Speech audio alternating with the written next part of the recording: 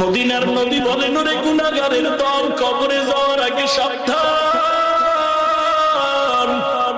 আল্লাহ বলেন, ওয়ালা তামুতুন্না ইল্লা ওয়া আনতুম মুসলিমুন।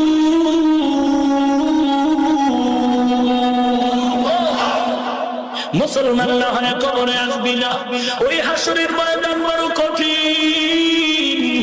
সূর্য যেই 9,30,00,000 মাইল দূর, ওই সূর্য মাথার উপরে নেমে আসবে।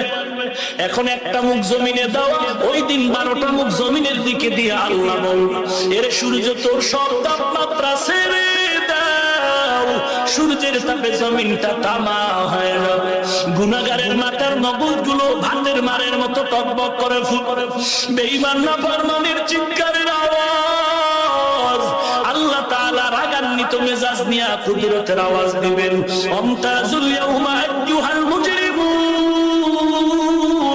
ও গুনাহগারের দল, নেককারদের থেকে আলাদা হয়ে যাও। আমি আজ নেককারের ডান হাতে আমলনামা দিয়ে জান্নাতে পাঠাই।